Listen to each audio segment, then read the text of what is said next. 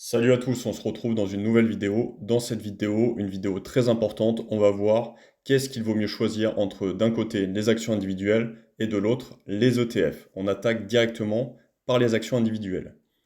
Donc les actions individuelles, quels sont les avantages, quels sont les inconvénients? Je vous l'ai mis à l'écran. Les avantages, on a un potentiel de rendement très élevé si une entreprise performe fortement. On peut noter comme Total Energy avec son gros dividende et son cours qui a augmenté au fil des ans. On peut parler de Nvidia sur les marchés US qui a carrément explosé son indice SP500. Ça nous engage sur le deuxième point qui est l'avantage, la possibilité de battre son marché. Effectivement, une bonne action peut superformer son indice de référence. C'est le cas de Nvidia, c'est le cas, on va le voir, d'Hermès au niveau français. On a le contrôle total sur la sélection des entreprises. Quand on fait du stock picking, c'est nous qui allons chercher les actions qui nous conviennent le mieux en analysant le marché. Troisième point, on a l'opportunité d'investir dans des convictions personnelles, effectivement. Si on croit à l'intelligence artificielle, que ça va nous engendrer une demande forte en électricité, on peut miser sur du Schneider Electric par exemple. Si on pense que la planète ne tournera pas sans l'énergie, on peut investir dans du Air Liquide, du Total. Si on est plutôt orienté luxe, grosse marge, on peut se tourner vers du LMH ou du Hermès. Donc voilà, vraiment on a l'opportunité d'investir dans ses convictions personnelles. Des dividendes potentiellement élevés, donc c'est le cas, on l'a dit, par exemple de Total. Vous avez des actions comme les bancaires avec la BNP, tout ça, qui ont des gros dividendes, des actions sur les assurances également, AXA par exemple, donc quelque chose qui peut être intéressant dans une stratégie d'avoir des actions à dividendes. Et enfin, vous avez la possibilité d'acheter des entreprises sous-évaluées, c'est un peu la technique de Warren Buffett qui va acheter des actions qui sont sous-évaluées par rapport à leur valeur fondamentale. Donc la contrepartie de tous ces avantages, c'est évidemment des inconvénients. Vous avez un risque élevé, une seule entreprise peut chuter fortement. On peut citer par exemple Téléperformance, qui est passé de 400 euros à environ 40 euros aujourd'hui, donc qui a fait un x10 mais dans l'autre sens. Ça nécessite pas mal d'analyse et de suivi pour essayer de sélectionner les bons dossiers, ne pas se tromper. On a une manque de diversification, forcément, à moins de rebalancer toutes les actions qui sont dans les ETF, par exemple, remettre les 40 actions du CAC 40 dans son portefeuille, mais à ce compte-là, vaut mieux prendre un ETF, c'est diversifié en un seul coup et ça réduit les frais. Vous pouvez avoir une forte volatilité également au niveau des actions qui font des moins 20, moins 30, tandis que les indices, sauf forte crise, en général, il y a moins de volatilité. On peut avoir à ne pas sous-estimer l'impact émotionnel qui est plus fort, un stress, décision impulsive. Donc ça, c'est vraiment la psychologie de l'investisseur et du trader à ne pas négliger. Et enfin, un temps important à consacrer à la recherche pour sélectionner les bons dossiers pour ne pas se tromper. Ça, c'est le volet action. Donc vous voyez, je vous ai mis ce graphique qui est très intéressant selon moi. Vous avez l'indice de référence, donc le 440 qui est en bleu clair, donc c'est le 440 dividende réinvesti. Vous avez toutes les actions avec lesquelles je l'ai comparé, donc c'est sur une période qui court en 2008, sur le site TradingView, vous pouvez faire pareil. Donc 2008, j'avais pas plus loin. Vous voyez que des actions l'ont superformé, donc vous avez LVMH qui est en violet, vous avez Hermès qui est en espèce de bleu-vert.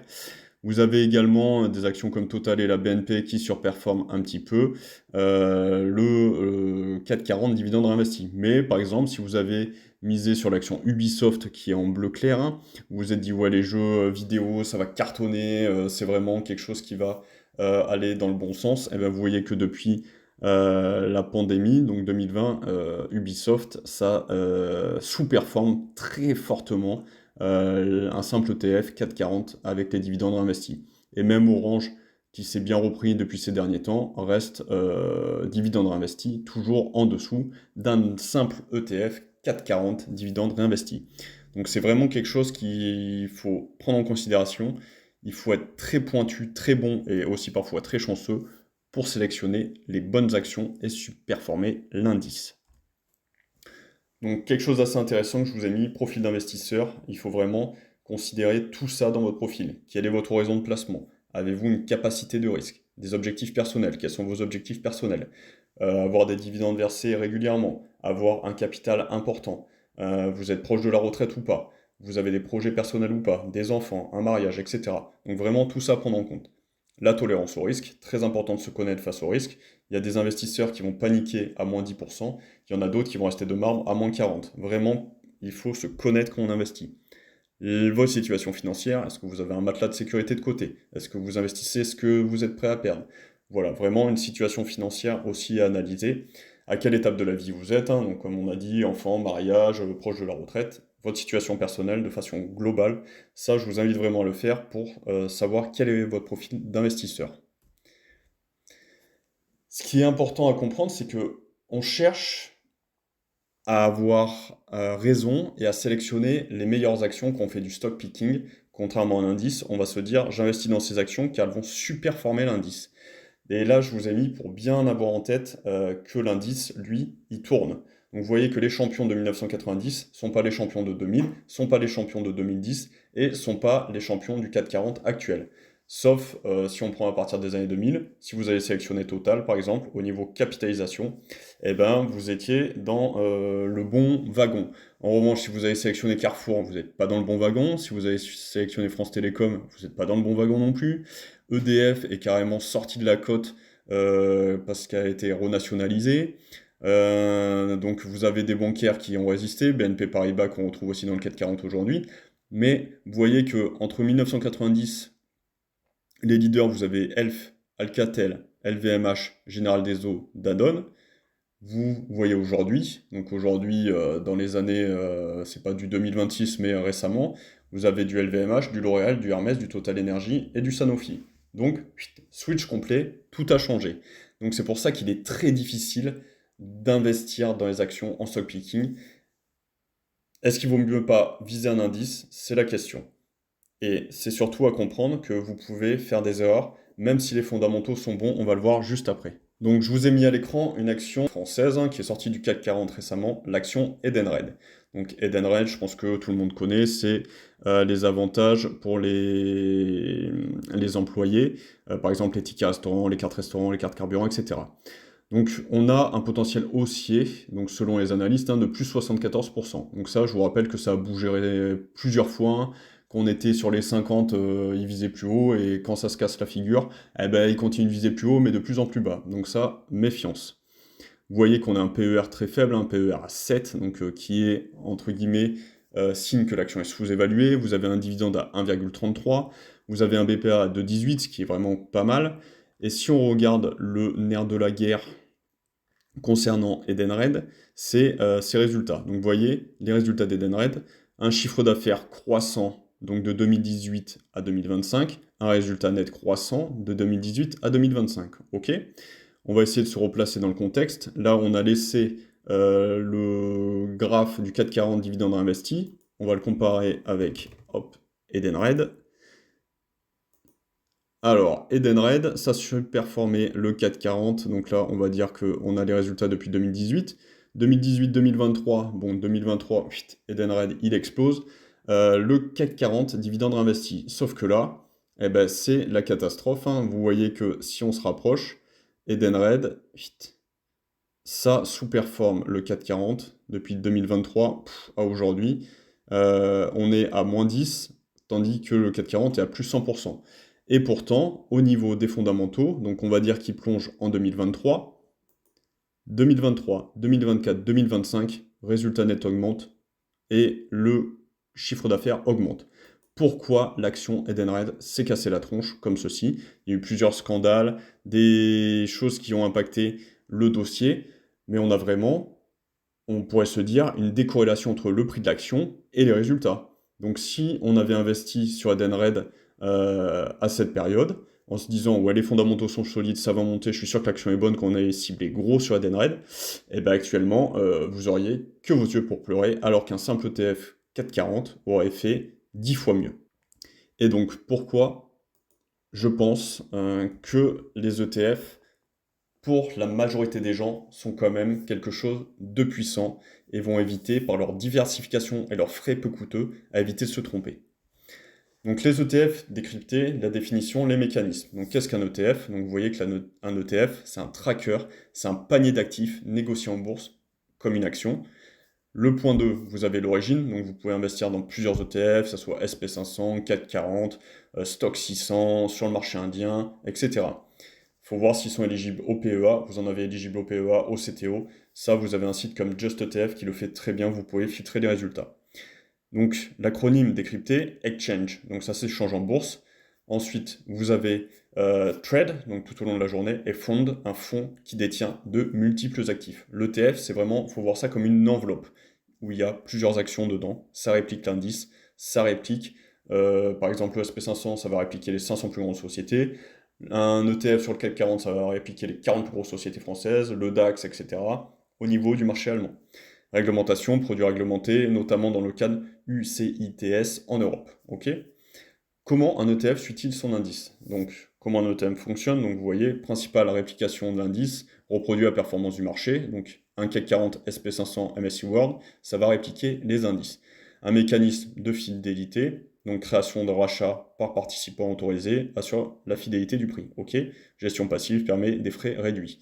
On est autour de 0, allez, on va dire 0,05 pour les plus faibles, et on monte en général sur ceux qui sont vraiment assez travaillés, avec pas mal de coûts qui peuvent être hedgés, comme un ETF sur le PEA pour l'Inde, à 0,80-85 il me semble. Alors que bon, sur les banques traditionnelles, on peut se taper dans les deux directs, ce qui vous divise la moitié de votre performance. Petite parenthèse que je referme. Les ETF vs les fonds classiques, donc vous voyez, je vous ai mis ça, vous avez tout ce qu'il faut pour bien comprendre. Un ETF, donc vous avez l'ETF classique, ETF action, vous avez des ETF obligataires, vous avez des ETF sur les matières premières, or, etc. Vous avez des ETF spécialisés, donc les ETF sectoriels, secteur précis, donc vous avez la tech, la santé, ciblé, plus risqué. Les ETF thématiques, tendance, IA, énergie renouvelable. Il y a un ETF par exemple pour les actions qui sont directement exposées à l'eau. Attention sur ce qui est spécialisé, spéculatif, thème passager, frais élevés, donc attention à ça. Vaut mieux peut-être un bon vieux ETF sur les indices mondiaux que des ETF sectoriels. Il y a des ETF aussi à risque élevé que vous n'aurez pas sur PEA, mais plutôt sur CTO. Je vous invite à vous en méfier. ETF à effet de levier, donc multiplier la performance x2, x3. Bon, si ça monte, ça va. Si ça dans l'autre sens, vous pouvez vous accrocher à vos slips. Les ETF inversés, pareil sur la baisse de l'indice. Et ça, c'est des risques que vous pouvez prendre. Mais bon, je vous conseille de ne pas mettre tout votre argent dans ce type d'ETF. Les atouts majeurs des ETF, vous avez une diversification simple et efficace. Donc par exemple, un MSCI World, vous pouvez investir en un coup de baguette, en un clic sur 1500 des plus grosses sociétés mondiales. Vous avez des coûts très faibles, comme je vous ai dit, frais de gestion ultra faibles, entre 0,05 et 0,40 par an, comparé au fonds actif 1,5 voire 2,5. Une transparence totale, vous savez la composition, une mise à jour quotidienne, vous savez qui est l'émetteur, où est-ce que le fonds est placé. Une flexibilité de trading, achat et vente en temps réel comme pour des actions individuelles, permet une réaction rapide aux conditions de marché. Si vous voyez que le marché il dégueule et que vous voulez sortir, vous vendez votre ETF et tout va être vendu, vous retrouvez l'argent sur votre compte. Accessibilité, ticket d'entrée souvent bas. Vous avez par exemple sur la BNP un ETF sur le SP500 qui tourne aux alentours des 28-30 euros, donc même avec des petites sommes, c'est possible d'investir. À qui on doit ces ETF? Alors, je pense que la plupart qui investissent en bourse le connaissent, c'est Jack Bogle, qui a vécu de 1929 à 2019, et c'est vraiment un personnage central. Donc, par exemple, après sa mort, Warren Buffett reconnaît la contribution de Bogle pour aider les investisseurs individuels à s'orienter dans une meilleure direction dans le domaine de l'investissement. Jack a fait plus pour les investisseurs américains, on pourrait dire mondiaux, dans leur ensemble que toute autre personne que j'ai connue. Donc ça, c'est quand même Warren Buffett qui le dit.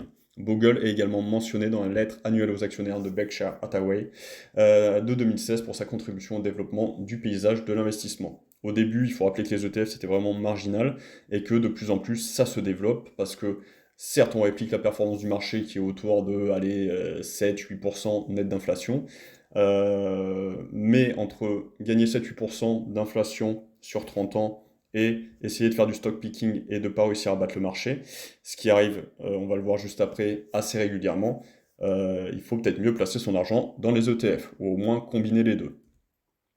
Vous voyez qu'il y a de plus en plus d'adeptes en France au niveau des investisseurs en ETF. Donc vous avez les nouveaux investisseurs et les investisseurs précédents. Donc vous voyez 2019-2020 jusqu'à 2024, j'ai pas des chiffres plus récents, hein. Ça c'est les chiffres AMF, donc c'est sérieux. Vraiment une explosion des personnes qui investissent dans les ETF. Et la slide peut-être la plus parlante, c'est le taux moyen mondial de sous-performance des fonds actifs. Ça veut dire que vous prenez un gérant qui essaie de placer son argent activement en faisant du stock picking, hein, en sélectionnant des actions lui-même. Il va sous-performer, vous voyez, environ 90% des gérants actions et 81% des gérants obligataires sous-performent leur indice sur 10 ans.